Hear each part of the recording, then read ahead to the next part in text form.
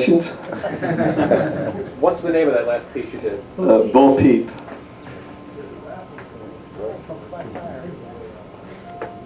Good question. We can all ask questions. What do you use the VG8 for, if that is a VG8? Actually, I'm just using it. Usually what I use is just the regular guitar, but there's one of the tunes that we sometimes play I need to use it for. But it's kind of like I drag it around for one tune. For what kind of sound do you get from that you put into the processor? Well, it has like a kind of like a harmonizer built in. So when we did that one tune, the 16 Men,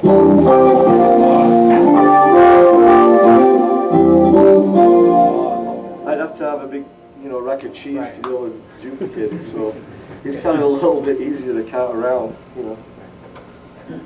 Guerre de jour. Very grateful you caught it around. Is there any sheet music or musical guidelines that you're reading from on your stand? Well, I just have my own road maps, and they're kind of very strange. And a set list and stuff? No, it's not a set list. You should, It's just I have to show them what it looks like. I'm going to find a good one. It kind of look like this. My charts look like this. Oh, cool. And I don't know what they mean either. I don't know anything about how music is normally or any names of anything. I just don't know. Yeah. What are some of the chords in that last piece? Oh, they're all, it's just like a bunch of major 7 chords,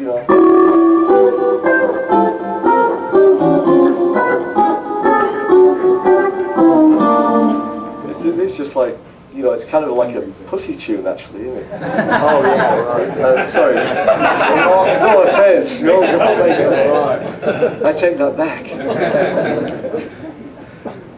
Yeah. How much, if at all, have you worked out of the slim inch? Well, I did a lot of that a long time ago, because the one thing that I can't read music when there's key signatures. But the way it was written was enharmonically, so you just had all the accidentals in there, and that's how I think it should be anyway. But that's just my opinion. Just like I think the guitar should be tuned like this. But it just made a lot of sense. Because even as slow as I read, which is extremely slow, I could, at my own time, in my own little room, I could kind of work through it. Whereas if there's a key signature, I go, oh my God, I couldn't deal with it. So I really like the way they write modern classical music, because apparently it's all written like that now, with no key signature, because there really isn't, so you can't really give chords numbers anymore. Oh, you can, but, There's a new one. Yeah. I just have a question for the bass player. Sure. When we see you sideways, what kind of bass do you use? And you have a great sound, and I come from a family of bass players. This is a John Patitucci, Yamaha bass. It's actually it's got a long neck on it. It took me a while to get used to it. Yeah, Actually, I've never seen one like John Petitucci. Yeah, it's like a 36-inch scale, so it's kind of long. It actually gives me a little bit of crack. So I'm used to playing a 34-inch scale to play like this, but they were gracious enough to give me one, so I said,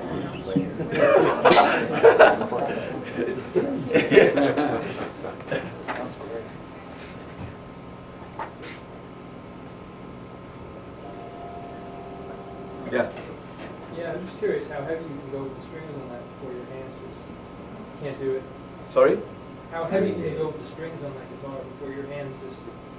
Well, I used to love to play 10s. The 10s was my favorite gauge, because when you push on a 10, it pushes back. You can feel like a little resistance. When I get bigger than 10, I struggle. But I found with Steinberger, or this kind of headless design, it was they were more forgiving with even lighter strings. I could get to a 9 on a headstock, a guitar with a headstock, but I can't go any lighter than that.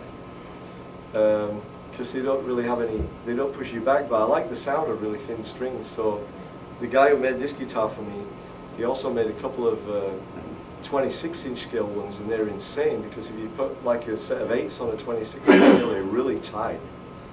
And they have this really focused sound. But the problem is I had a problem switching back between the two guitars. It's like if you get used to playing a Strat and then you play a Gibson, it would start to feel kind of rubbery, or something. If I played a Les Paul after I played a Strat, it just didn't feel right anymore.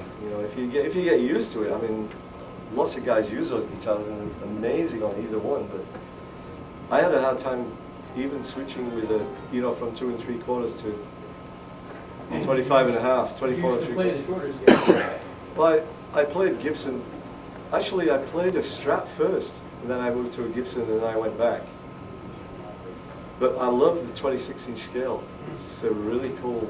But, you know, it's kind of hard if you have a double ball end string, then have to make a special string for it. You know, so it's just like, because a lot of the guitars I have are kind of Steinberger, and they don't make strings longer than 25 and a half. So you have to put that little extension on the head and just use regular strings and pull it through and clamp them, and then you're back where you were before. You know, I mean, but the long scale, I really like it a lot.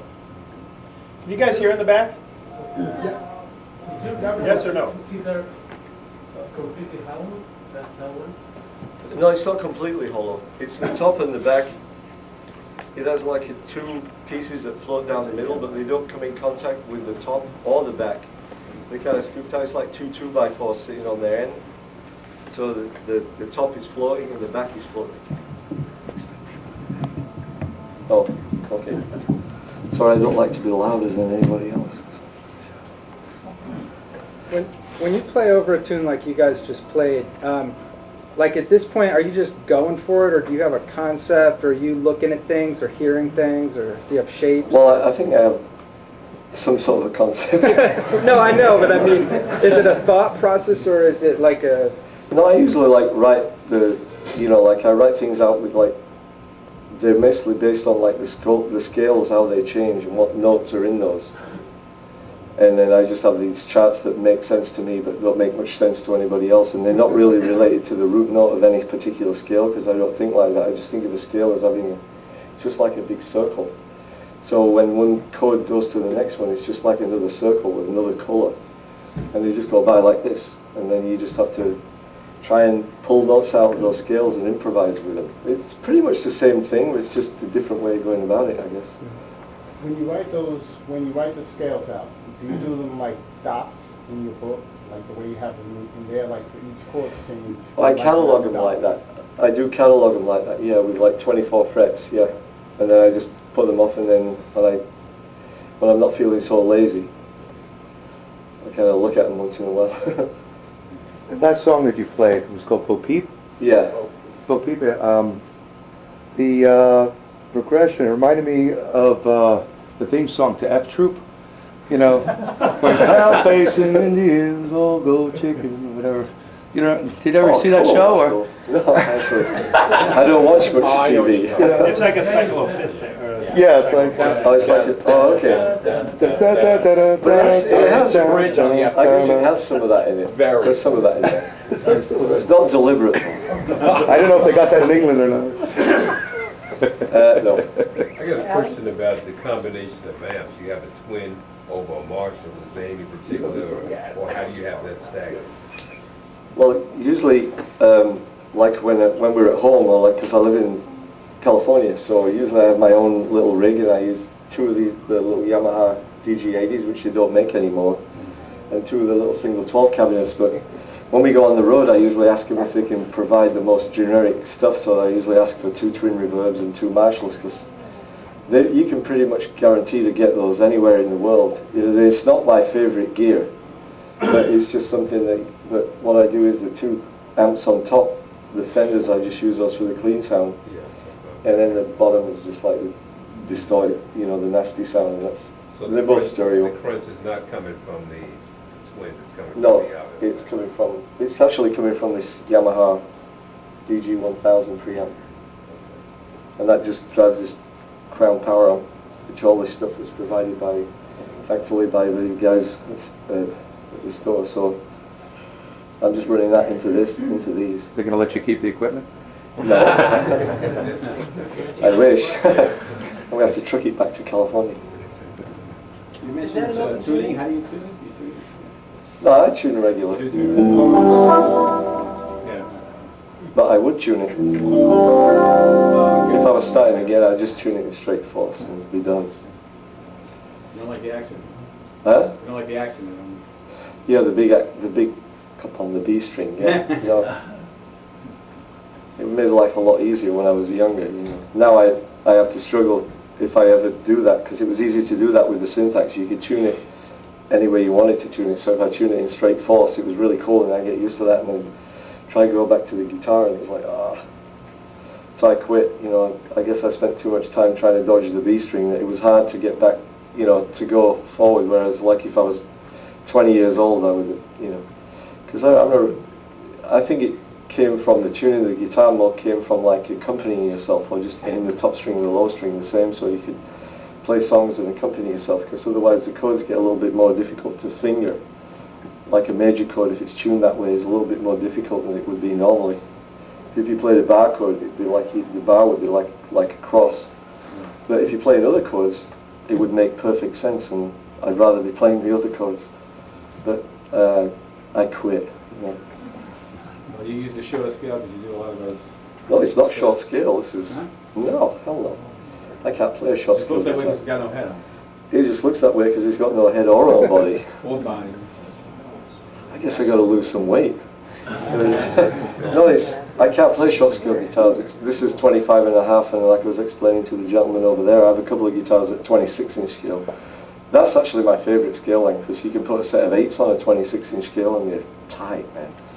Sound really good. You still finger those long chords with the stretches like that? Yeah, because the half-inch overall, it doesn't really make a whole lot of difference. If you get to some baritone guitars that I have made, and this gentleman there has one of them, but they're like, the first fret's like 1.5 inches wide, so yeah, sure, when they get like this, they get pretty hard, but 26-inch scale is, a lot of classical guitars are 26. So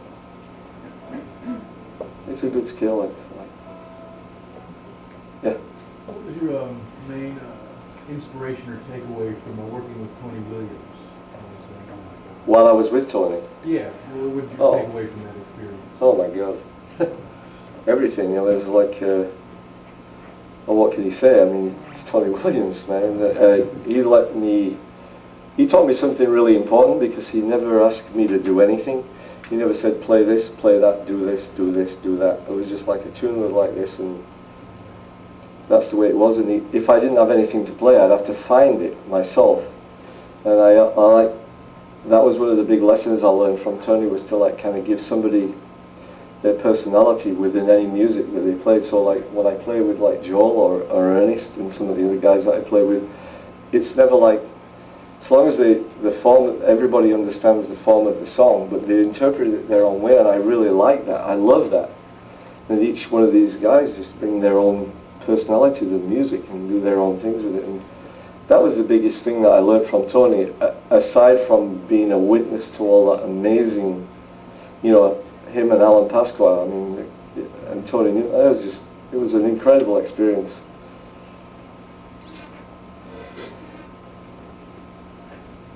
Yeah. Alan, what are your techniques for bending and for using hammer-on? For what? For bending, string bending. Bending strings. And muting and pulling. Oh, muting. Okay. You mentioned hammer-ons too. God, I don't know. I mean, I don't bend strings much anymore. I'm afraid. I used to use a whammy bar a lot, but then everybody else started using it, and I went, oh man, what a cheap trick. So I just decided not to use it anymore. Because I was starting to almost rely on it. You know, it became part of my thing so much, I went, oh my God, you know, it's like easy. All you do is you put a whammy bar on the bars. And even this store, many, many years ago when I worked with Tony Williams, because I was living on the 141st Street in Broadway, he used to come down here looking for whammy bars. And you go like, what the hell are you looking, you know, what, you know, because it seemed so weird to look for whammy bars back then, like, in the 70s. And then all of a sudden, you know, it kind of, that whole whammy bar thing took off. And then when the metal guys got hold of it, you know, the dive bombing and everything, I just went, oh, you know what, I think it's time for me to leave it alone. Not because I didn't appreciate what anybody else did with it, but it kind of seemed like a little bit too easy. So I just abandoned it, really. And string bending, I could still string bend. I mean, I practiced for many years playing like blues stuff, you know, bending strings with all my each finger. But then I just kind of got fed up of it, and I kind of liked more the classical way of bending strings and stretching strings.